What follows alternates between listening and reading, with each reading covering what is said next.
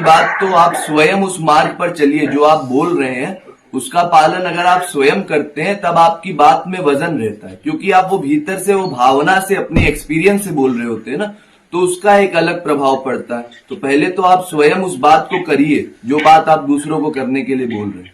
दूसरी बात ये है कि ये समझिए भी साथ साथ में कि वो जीव अपने समय से ही उस बात को समझ पाएगा। अगर कोई जीव बिना समय आए उस बात को समझ ले या बिना अधिकार पाए उस बात को समझ ले, तो फिर तो भगवान और महापुरुषों को इतनी मेहनत नहीं करनी पड़ती। तो हम अपनी तरफ से प्रयास करें, उसको जब समझना होगा तभी समझेगा। हमारा काम ये है कि उसको वो सही माहौल दे। देखिए, संसार में खराब माहौल मिलता है और वो अधिक मिलने की वजह से व्यक्ति को उसी का अभ्यास हो जाता है। घर में भी कई बच्चे जो हैं वो घर की सब यहाँ वहां की चीजें देख करके उसी को सीखते रहते हैं। तो फिर अगर हम लोग यहाँ अच्छी चीज देंगे जो बच्चों को सचमुच अच्छी लगेगी, और बच्चों को अच्छी लगेगी ये आपको कैसे पता चलेगा?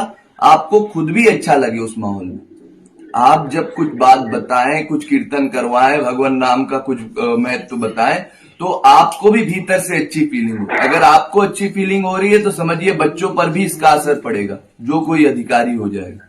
और अगर नहीं पड़ रहा है तो लगातार प्रयत्न करते रहे, लगातार प्रयत्न से ही हो सकता है। प्रॉब्लम ये होता है कि हमारे पास जो बच्चा काउंसलिंग के लिए आता है वो हमारे लिए बिल्कुल नया होता है। बिल्कुल बिल्कुल। और वो एक आध बार ही काउंसलिंग के लिए आता है और आधा से 1 घंटा ही कभी कभी हमारे पास होता है, कभी कभी सिर्फ 10 मिनट ही होता है।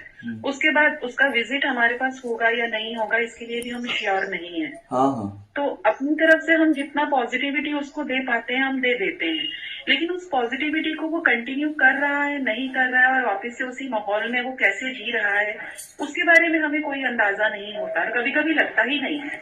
इस पर तो आप केवल वो फीडबैक ले सकते हैं, फिर से चेकअप कर सकते हैं उसका कुछ देर बाद, लेकिन ये नहीं सोच सकते कि हमेशा के लिए काम बन जाएगा। अब देखिए, महाराज जी का ही अगर मैं आपको उदाहरण दूं तो महाराज जी से कई साधक प्रभावित होकर के उनके अंडर में साधना करते थे। तो महाराज जी से प्रश्न करते थे, महाराज जी अब तो हम आपके आश्रम में आ गए तो भगवत प्राप्ति पक्की हो जाएगी ना, अब तो आपको गुरु मान रहे हैं और साधना भी कर रहे हैं। तो महाराज जी ने कहा, मैं कोई गारंटी नहीं लेता, अभी तुम्हारी मानसिकता ऐसी है, कल को तुम बदल जाओ, हम ही को गालियां देने लगो, भाग जाओ यहां से।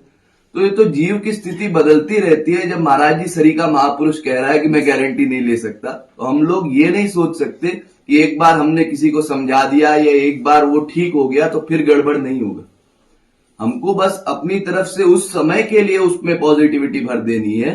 अगर वो सक्षम होगा, वो पात्र होगा तो उसको सहज करके रख पाएगा, नहीं होगा तो हम चाह करके भी सबको ठीक नहीं कर सकते।